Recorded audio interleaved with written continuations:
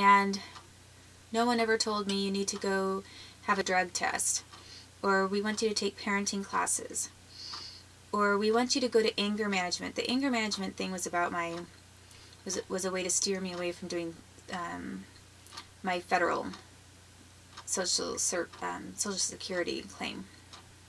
And it was through social services, not CPS.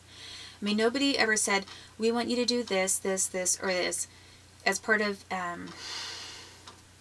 something that we've identified as a problem in your parenting, or something that we think it might be wrong. No one ever said anything like that. The last thing that happened, actually, I remember that I got to my house one time, and I could tell a couple times somebody had been in my house, and I didn't think it was my grandparents, because my birth certificate kept disappearing. And I was sure that my grandparents wouldn't just take my birth certificate. So my forms of identification were missing from my house. And I had a very strong feeling that, okay, this blurring just has to stop because this camera is doing this weird thing again. I had a very strong feeling that police were involved in somehow getting into my house and taking my birth certificate. Or possibly getting a relative to go in, find it, and then turn it over to them. But I did not think that any of my relatives would really dig through. That's not something my grandfather or grandma even would do. They wouldn't go through piles of paper to look for something like that. You know, if somebody held him at gunpoint, yeah. And that's about it. So one time, there was one situation where I went downstairs, and my grandmother, I knew some of the things that she had in her house, and I really had a strong feeling that I wasn't sure I'd been in my house. I didn't know if it was police or maybe relatives, but I noticed my grandma's chapstick was on the basement floor, and I knew that she wouldn't leave something there without leaving it there for a reason. She doesn't lose things like that or drop them. And it was definitely my grandma's chapstick. And it was a black cherry chapstick. And just there in the basement. So I really wondered what that was about, because usually somebody would say something about it to me. I didn't know what kind of a message someone might be trying to leave me. I mean, it sounds weird. Yes, of course, people drop their items and whatever all the time. But it wasn't something, it was different. I just had a feeling about it, and I knew that my grandma wouldn't leave that there. It was her chapstick that she had always had in her bathroom that I always saw. And so I did know that people were in my house. And when I saw that, of course it gave the impression that it was maybe my grandma, but maybe someone just left it there because it really wasn't my grandma and grandfather. They just wanted to look like it was. So they left that there on the basement floor after they'd gone through my items, because I know Granny would not go through piles of paper and try to find my birth certificate and take it. That's just not something that Granny would do. And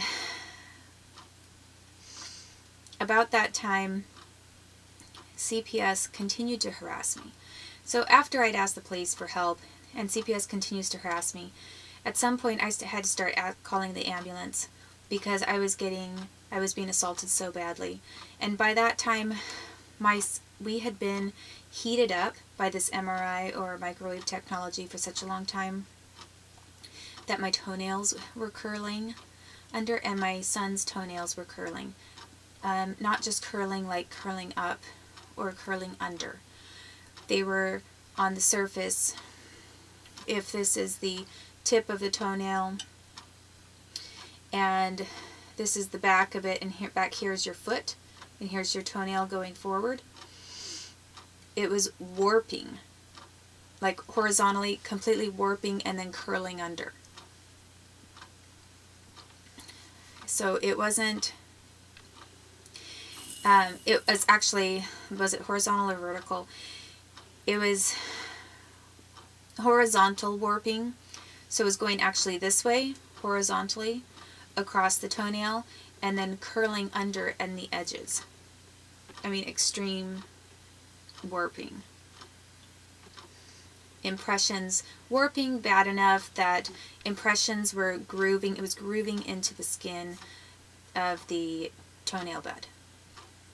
And our feet were cramping all the time, like basically it felt like Charlie horses all the time, but it wasn't because you'd been exercising too much, it was because we were being tortured all the time, and our bodies were responding to that.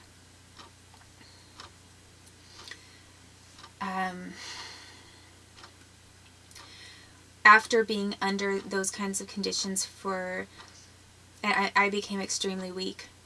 I became extremely ill and very weak, to the point where I could hardly sit up straight. The pain was so bad to my pelvis and to my lower back that I couldn't even hardly support myself sitting. I mean, I was like hunched over. And hunched over in a really bad way, not because of bad posture, but because I literally was too weak. My body was not able to support itself anymore. And when the ambulance people came a couple times, they made fun of me. There was only one person who looked sort of concerned, like he believed me, and it was one of the techs named Jeff, but who knows if he was good or bad. All I know is that he did believe me, and he did say that he knew that something was wrong because my heart rate and blood pressure was through the roof. It was erratic, like my heartbeat was not normal, it was erratic and jumping all over the place after I was hit and tortured, and my blood pressure was through the roof. And I'm really not sure if they just came out to take documentation for the research that was being done to me, because honestly it was just hate crime. But if somebody wanted to make it into look like as if it had a purpose, they could have just wanted the documentation as well. So at that point, one time my son was with me in the hospital, and I was being threatened a couple times by medical people. And then one time Dr. Hughes came over and he threatened me, and he wanted the mental health people to evaluate me. And the mental health people, he was the doctor that was there when I believe I had the rape kit done. But I'm not totally sure. And he had all these ideas of different drug concoctions he could give me that never worked because it didn't work for the kind of migraine I had. And if he was so interested in experimental things, maybe he just thought that he could figure out how to treat a military-triggered migraine without narcotics. You know, like I was part of his guinea pig plan. And maybe that might be why he was so hostile towards me and wanted me to look crazy and have my son taken away from me, because if he's part of that research team, then he doesn't care about me or my son. So that's the kind of thing that was going on. He said that he demanded to have a couple of actually then it was a different doctor. I don't know that it was even just Dr. Hughes. I'll remember which one exactly, but he said, I'm having a mental health professional look at you, and we're taking your son away. And he threatened me right then and there. So the mental health professional came and said I was normal, to make a long story short. And he acted very nervous, and he said, what's going on? He said, something really weird's going on. And then the doctor was very upset that the one doctor wouldn't say I was crazy or mentally ill. So he called a second mental health professional. And he came out and talked to me for over an hour. He said the exact same thing. There's nothing wrong with her. And how come these doctors are getting very angry with me? They want me to say that something's wrong with you. Can you explain to me why that is? And I said, I don't know. I have a lawsuit potential that's pending, and I've had some problems. But I said I'm not mentally ill. I have really had something serious that's happening to me and my son, but you can tell by listening to me that I am not mentally ill. And he knew and believed me. He could tell I wasn't mentally ill. He knew something was wrong. something else was wrong.